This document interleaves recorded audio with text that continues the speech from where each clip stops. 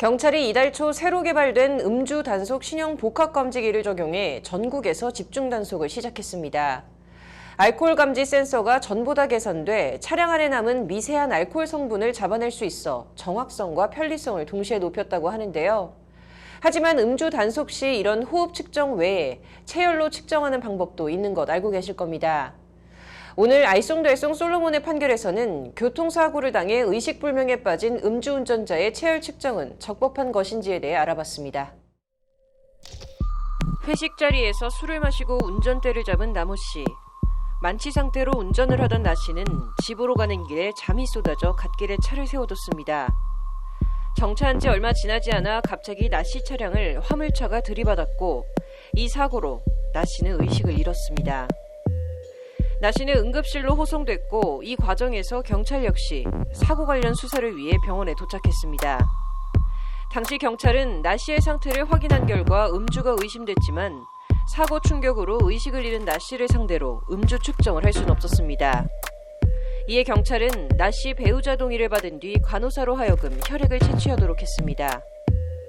혈액 감정 결과 경찰은 사건을 검찰로 넘겼고 검찰은 나 씨를 음주운전 혐의로 재판에 넘겼습니다. 나 씨의 혈중 알코올 농도가 0.103%로 면허 취소 수준으로 나온 겁니다. 통상 체열 측정은 운전자 신체에 다소 침해가 발생하기 때문에 절차상 반드시 운전자 동의를 얻거나 영장을 발부받아야 합니다. 하지만 수사기관은 영장을 발부받진 않았지만 보호자 동의를 얻었고 나 씨의 과거 음주운전 처벌 전력을 고려해 기소했습니다. 이후 정신을 차린 나 씨는 경찰에 항의를 했습니다. 나 씨는 정신을 잃고 쓰러져 있는 사람을 마음대로 체열해도 되는 건가? 이건 무효라며 강하게 반발했고 경찰은 체열 결과를 보니 음주운전이 명백하다며 음주운전으로 처벌받게 될 것이라고 나 씨에게 겁을 줬습니다. 교통사고를 당해 의식불명 상태에 빠진 음주운전 피의자 나 씨에 대한 경찰의 체열 측정. 그 후 나 씨의 기소는 적법했던 것일까? 법원은 나 씨에게 무죄를 선고하며 음주운전 혐의가 없다고 판단했습니다. 운전자가 면허 취소에 해당하는 음주 상태에서 사고를 냈다는 점은 인정하면서도 경찰의 체열 과정이 위법했다고 본 겁니다. 법원으로부터 영장을 발부받지 않은 채 나 씨의 동의 없이 체열이 이루어졌음이 명백하다며 이후에도 지체 없이 영장을 발부받지 않은 상황에서 체열된 혈액에 기초한 증거는 형사소송법에 따라 유죄 증거로 사용할 수 없다는 게 법원 판시입니다. 형사소송법 308조 2에선 적법한 절차에 따르지 아니하고 수집한 증거는 증거로 할 수 없다고 규정해 놓고 있습니다.